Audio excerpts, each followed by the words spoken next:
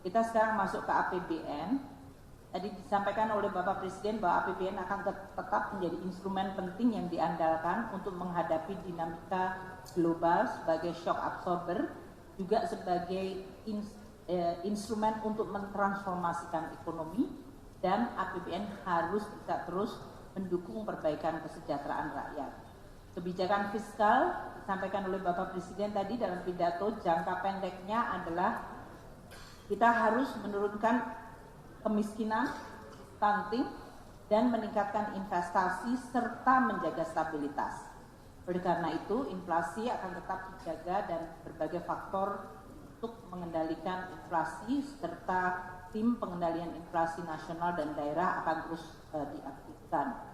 Dalam jangka menengah, human capital, oleh karena itu kita lihat Bapak Menteri Pendidikan dan Kesehatan ada di sini, infrastruktur, Bapak infrastruktur adalah Pak Basuki di sini, dan institutional gap itu adalah transformasi kelembagaan.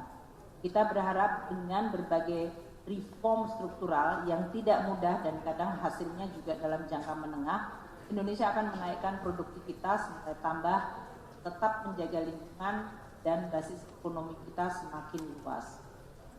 Kalau kita bicara tentang SDM unggul, dalam masa kepemimpinan Bapak Presiden Jokowi dari 2014, 2019, dan 2019-2024, kita lihat berbagai kemajuan di sini, dari mulai jumlah sekolah, kemudian rata-rata lama sekolah, dan angka partisipasi kasar. Tentu Pak Menteri Pendidikan nanti bisa menyampaikan dengan Menteri Agama. Untuk kesehatan kita juga melihat adanya perbaikan indikator meskipun kita dihadapkan pada pandemi pada tahun 2020. Jumlah rumah sakit meningkat sangat tajam, puskesmas juga meningkat, vaksinasi tentu dalam hal ini COVID kemarin termasuk yang cepat, dan stunting mulai menurun, kita berharap bisa mencapai 14%. Untuk perlindungan sosial kita juga lihat dana selama 2015 hingga 2020 mencapai 2.736 triliun sendiri. Ini untuk tadi mengurangi kesenjangan dan untuk mengurangi kemiskinan ekstrim, sehingga setiap growth kita memastikan agar masyarakat terutama yang paling bawah juga ikut menikmati. Instrumennya bisa melalui PKH, kartu sembako, dan juga bahkan dana transfer desa, mana penerima BLT desa juga kita tetap jaga dan pantau. Untuk infrastruktur, dalam periode 2015-2022 telah dibelanjakan 2.778. Kalau kita lihat jumlah tol yang beroperasi meningkatnya luar biasa dari 802 kilo ke 2.867 kilometer. Jalan umum kenaikannya mungkin tidak dramatis, tapi kualitas dari jalannya mungkin nanti Pak Bas akan bisa menyampaikan. Jumlah pembangkit listrik meningkat cukup tajam, ya, lebih dari 60%, dari 53 giga menjadi 81. Kapasitas bendungan juga melonjak dari 6,39 ke 16,93 miliar meter kubik. Bandara udara kita meningkat dari 237 bandara udara menjadi 287. Jadi dalam hal ini ada 50 bandara baru, dan pelabuhan meningkat sangat tajam dari 1.655 hingga sekarang di 3.157. Dan PSN ini belum selesai, Pak Menko yang terus memonitor jumlah PSN, dan Pak Bas juga akan menyampaikan berapa proyek strategis nasional yang sudah selesai. APBN kita posturnya akan semakin sehat, pendapatan negara seperti disampaikan Bapak Presiden 2.781,3 triliun. Kalau dibandingkan pada saat terjadinya COVID yang kita sempat kontraksi hanya 1.647, ini kenaikannya lebih dari 1.100 triliun sendiri. Jadi kenaikan berdasarkan pemulihan ekonomi dan menimbulkan pendapatan negara yang kita gunakan lagi untuk membiayai atau belanja untuk pembangunan. Belanja negara di 3.300 triliun. Tahun 2020 pada saat pandemi kita harus melakukan banyak extraordinary belanja di 2.595. Hingga kenaikan belanja hanya sekitar 708 triliun namun kenaikan pendapatan di 1.133 triliun. Oleh karena itu defisit kita menurun sangat tajam dari 947 triliun, 6,14% dari GDP, sekarang menjadi 522,8 atau 2,29% dari GDP.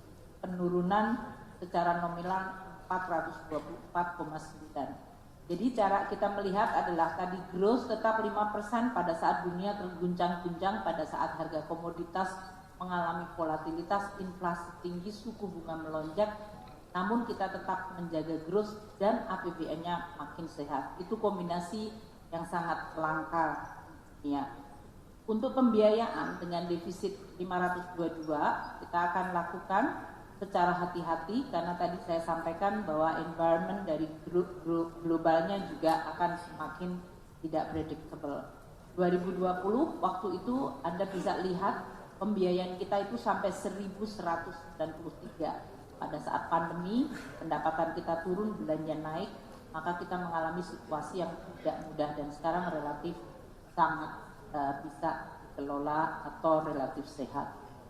Pajak akan mencapai perpajakan 2.307,9 triliun. Kita akan melakukan beberapa pembangunan reform core tax, kepatuhan dengan menggunakan integrasi teknologi, joint program supaya penerimaan semakin konsisten antar berbagai sumber, baik pajak, bea cukai dan PNBP, dan melaksanakan undang-undang harmonisasi perpajakan kita. Kita targetkan penerimaan perpajakan tumbuh 8,9. Ini lebih tinggi dari asumsi pertumbuhan ekonomi yang 5,2. Artinya tax ratio-nya diharapkan akan terus meningkat. Penerimaan pajak kita akan mencapai 1.986 triliun. Reform tadi seperti pemaduan NIK dan NPWP. Kita akan melihat pada high wealth individual. Core tax system kita upayakan selesai dan menggunakan digital forensik serta kerjasama global dari sisi perpajakan. Kalau kita lihat penerimaan pajak akan tumbuh 9,3% untuk mencapai 1.986 triliun. Ini artinya dengan pertumbuhan ekonomi tadi yang 5,2, kita berharap tax rasionya akan terus meningkat.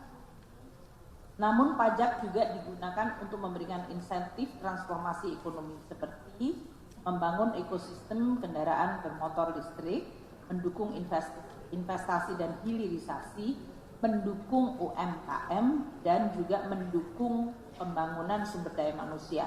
Dari tempatnya Pak Nadiem, kita juga mensupport seperti memberikan double deduction untuk vokasi maupun research dan development. Jadi pajak tidak hanya untuk collection tapi juga bisa memberikan insentif. Untuk bea cukai tahun depan akan tumbuh 7%, penerimaan cukai diperkirakan naik 8,3%, bea masuk masih akan naik 8,1%, namun bea keluar diperkirakan akan turun karena memang kita melakukan konsekuensi dari hilirisasi. Jadi memang bea keluar tidak menjadi andalan lebih karena kita ingin terjadi nilai tambah lebih dalam negeri. Sehingga total penerimaan kepabeanan dan cukai adalah 321 triliun rupiah. Untuk PNBP 473 triliun, ini terutama karena adanya juga kontribusi dari harga komoditas. Kalau kita lihat harga komoditas tadi cenderung menurun, makanya kita lihat PNBP terutama dari SDA, sumber daya alam, diperkirakan mungkin tidak setinggi yang seperti kita terima tahun 2022 dan 2021. Kita akan mengoptimalkan BUMN dari sisi penyetoran dividen, inovasi dan kualitas layanan dari kementerian lembaga yang memiliki BLU termasuk kepolisian untuk sistem STNK dan penggunaan perluasan IT dan pengawasan kepatuhan dari wajib bayar PNBP. Pemerintah pusat tahun depan belanja 2.446,5 triliun. Itu artinya tumbuh 6,3%. Ini kenaikan yang cukup tajam, apalagi sesudah kita mengalami kenaikan lonjakan tahun 2020. Ini karena tahun 2024 kita harapkan bisa menyelesaikan berbagai program prioritas Presiden dan Wakil Presiden seperti penurunan kemiskinan ekstrim, penurunan stunting, membangun IKN, proyek strategis nasional, dan impres jalan yang nanti Pak Bas bisa menyampaikan. Tahun 2024 kita juga cadangkan untuk pelaksanaan pemilu. Itu pemilu dari Pilpres, Pileg, dan tentu saja berbagai dinamika yang diantisipasi. Dan kita juga menggunakan APBN 2024 untuk memperkuat industri pertahanan dan keamanan dan juga kemampuan pertahanan keamanan Indonesia. Pak Budi, dari anggaran kesehatan tahun depan 186,4 triliun. Ini 5,6% dari APBN. Kemarin pembahasan di Undang-Undang Kesehatan dalam minta threshold 5%. Kita memberikan di 5,6, jadi lebih tinggi dari yang sebetulnya ingin diatur dalam undang-undang. Artinya memang kalau kebutuhan dari kesehatan besar dan memang justify, ya kita akan prioritaskan alokasinya. Belanja melalui Kementerian Kesehatan 106,9 triliun, selebihnya adalah belanja melalui daerah dan non-KL, dalam hal ini untuk jaminan kesehatan, terutama ASN, TNI, Polri. Untuk pendidikan, ini adalah angka yang sangat tinggi, 660 triliun. Tahun ini kita perkirakan realisasi dari anggaran pendidikan di 552 triliun. Pak Nadiem beberapa program tahun ini bersama Kementerian Tenaga Kerja, karena kemarin Pak Menko menekankan pentingnya untuk memberikan pelatihan tenaga kerja, maka kita memberikan beberapa kenaikan anggaran untuk baik Kemendikbud, Kementerian Agama, dan Kementerian Tenaga Kerja, terutama untuk perbaikan skill dan reskilling. Belanja pemerintah pusat dari 660 adalah 237,3 triliun, terutama untuk Kementerian Agama, Kementerian Dikbud, dan untuk transfer ke daerah sebesar 346, terutama untuk pendidikan dan gaji dari guru, tunjangan pokok profesi guru, dan dana biaya operasi sekolah. Yang below the line adalah sebesar 77 triliun, terutama untuk pembiayaan dana abadi di bidang pendidikan, baik untuk pendidikan, research maupun untuk perguruan tinggi dan kebudayaan. Perlindungan sosial disampaikan Bapak Presiden tahun depan mencapai 493,5 triliun. Kalau dilihat dalam grafik ini nilainya hampir setara pada saat terjadi pandemi yang sangat dahsyat, 498. Jadi ini adalah perlindungan sosial. Kalau tahun 2020 memang rakyat tidak bisa kemana-mana, dan oleh karena itu perlinsosnya dinaikkan dari 308 triliun ke 498 triliun, yaitu 2019 ke 2020. Namun tahun depan perlinsos kita tingkatkan 12,4%. Mencapai mendekati tahun pada saat terjadinya pandemi 2020. Ini karena tadi komitmen untuk menurunkan kemiskinan ekstrim dan berbagai perbaikan di bidang untuk mendukung terutama kelompok yang berpendapatan 40% terbawah, yaitu untuk kartu sembako, untuk kartu kuliah, untuk beasiswa anak-anak, dan untuk akses kesehatan, serta untuk subsidi, baik terutama subsidi non-energi seperti pupuk, kur, dan subsidi PSO, serta subsidi energi. Kompensasi tahun 2024 dan subsidi ini terutama untuk menjaga stabilisasi harga, terutama adalah harga energi dan harga non-energi. Untuk energi tentu dalam hal ini LPG, listrik, dan BBM.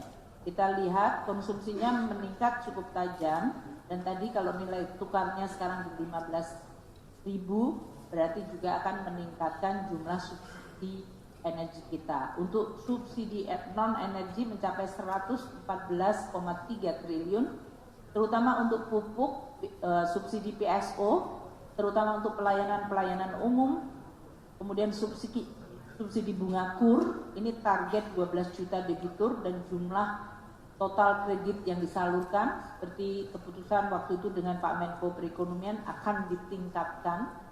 Dan kita juga mencadangkan terutama untuk subsidi dari perpajakan yang ditanggung pemerintah, terutama untuk panas bumi dan untuk SBM Falas. Anggaran infrastruktur tahun depan mencapai 422,7. Kalau kita lihat anggaran infrastruktur 4 tahun terakhir konstan sangat tinggi di sekitar 400 triliun atau turun sedikit di tahun 2022. Tahun 2021 itu meningkat tinggi karena ada luncuran dari tahun 2020 karena waktu pandemi banyak beberapa proyek kemudian ditunda dan diluncurkan di 2021. Namun semenjak itu kita tetap mengeluarkan anggaran infrastruktur yang relatif pada level yang stabil di 400, yaitu tahun depan 422,7, naik 5,8%. Untuk penyelesaian berbagai proyek-proyek strategis nasional, pelaksanaan impres jalan dan IKN serta pembangunan stadion untuk bola di berbagai daerah sesuai dengan target Bapak Presiden, serta untuk sarana pendidikan dan kesehatan. Belanja non KL terutama untuk daerah otonomi baru. Kita tahu bahwa Papua ada daerah otonomi baru, provinsi-provinsi baru, maka kita juga mengalokasikan untuk pembangunan ibu kota dan sarana provinsi baru tersebut, termasuk instansi vertikal. Transfer ke daerah 94,8 terutama untuk dana alokasi khusus untuk yang fisik, terutama untuk bidang infrastruktur dan di bidang pekerjaan umum. Kita juga dalam anggaran infrastruktur ini adalah yang disebut pembiayaan atau below the line, terutama untuk pembelian lahan dan juga untuk PMN kepada BUMN yang mengalami kesulitan sesudah mereka akan dilakukan restrukturisasi. Kita mencadangkan PMN agar BUMN tersebut bisa menjadi sehat kembali. Ini adalah salah satu komitmen dengan Pak Menteri BUMN, Pak Basuki, terutama untuk BUMN konstruksi, dan kami mendukungnya melalui cadangan PMN di dalam mendukung penyehatan dan restrukturisasi mereka. Untuk PSN 45,7 triliun, terutama untuk double track kereta api, bendungan, irigasi, dan jalan tol. Tahun depan kita tetap mencadangkan untuk anggaran ketahanan pangan 108,8 triliun. Kita lihat di sini kenaikan 7,8%. Anggaran ketahanan pangan yang kita alokasikan baik melalui Kementerian Pertanian maupun melalui transfer ke daerah. 89,6 triliun dari mulai bantuan bibit, benih, alsintan, asuransi pertanian, sampai dengan berbagai irigasi, bendungan, waduk untuk infrastruktur dan subsidi pupuk. Untuk transfer ke daerah, anggaran ketahanan pangan menyangkut jalan-jalan untuk pertanian, rehabilitasi jaringan irigasi dan sumber daya air, serta rehabilitasi untuk balai benih dan sarana prasarana untuk pelabuhan ikan. Kita tahu bahwa reform tidak hanya terdiri dari belanja-belanja sektoral, kepastian hukum dan juga dalam suasana geopolitik unsur pertahanan keamanan menjadi sangat penting. Dan tahun depan juga tahun pemilu. Oleh karena itu berbagai belanja untuk mendukung tugas kepolisian, dan Pak Kapolri ada di sini, dan juga untuk meningkatkan kemampuan pertahanan keamanan Indonesia terus kita dukung dengan alokasi 324,1 triliun. Kalau kita lihat ini sudah 300 triliun berturut-turut di atas selama tahun 2021 hingga sekarang. Terutama untuk mendukung alutsista dan juga pengadaan kendaraan tempur, pengadaan alutsista dan untuk pemeliharaan dan perawatan berbagai alutsista yang sudah dibeli, dan juga tentu saja untuk mendukung pemilu 2024 terutama untuk pengamanan terutama kepada Kepolisian Republik Indonesia. Tahun depan kita akan memberikan kepada daerah transfer 857,6 triliun, naik 3,9% dari tahun ini. Beberapa dari belanja daerah seperti dana bagi hasil kita tingkatkan, terutama pada saat daerah-daerah yang menikmati sumber daya alam yang memang harus dibagi hasilkan penerimaannya. Ya, kita berharap bahwa daerah-daerah yang memiliki dana yang cukup besar dan cash yang cukup available bisa terus meningkatkan pembangunannya. Kami akan terus bekerja sama dengan Kemendagri untuk meningkatkan sinergi kebijakan pusat daerah dari sisi fiskal dan kualitas serta akuntabilitas dari penggunaan transfer daerah yang mencapai 857. Kita lihat sekarang daerah juga sudah memiliki, karena ekonominya makin berkembang dengan pembangunan yang menyebar di semua daerah, kita lihat sekarang kemampuan daerah untuk mengenerate pendapatan asli daerah juga mulai meningkat. Sekarang kontribusinya di 28,14. Ini hal yang positif. Sehingga transfer tadi walaupun nominalnya tetap naik, namun jumlah APBD sebetulnya meningkatnya cukup tinggi karena adanya pendapatan asli daerah sendiri.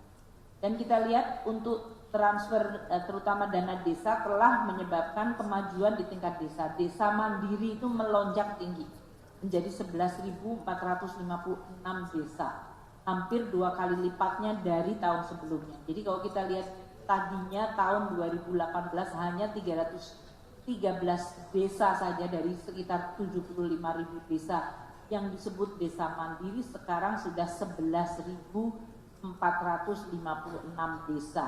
Ini menggambarkan bahwa seluruh transfer bisa memperbaiki kehidupan dan situasi di pedesaan. Kita harap akan makin banyak desa yang mandiri.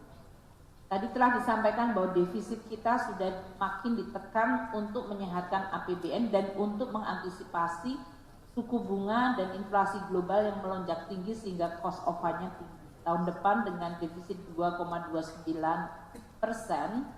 maka kita memiliki primary balance yang hampir mendekati balance, yaitu hanya minus 25,5 triliun rupiah. Ini sudah menampung berbagai kebutuhan yang waktu sidang kabinet terakhir Bapak Presiden, Pak Menko Perekonomian meminta beberapa pos untuk diberikan perhatian tambahan. Jadi kita tetap memberikan dukungan karena tahun 2024 kita harapkan banyak program-program prioritas nasional bisa diselesaikan. Untuk below the line, pembiayaan investasi tahun 2027 dicadangkan sebesar 176,2 triliun. Selain untuk berbagai belanja infrastruktur seperti Elman, kami juga kemudian juga untuk Tapera dan juga untuk PMN dari beberapa BUMN karya yang tetap akan menjalankan fungsi pembangunan, namun kondisi kesehatan keuangannya harus semakin diperbaiki. Kami juga mencadangkan untuk BPDLH dan klaster kerjasama internasional maupun dana pendidikan.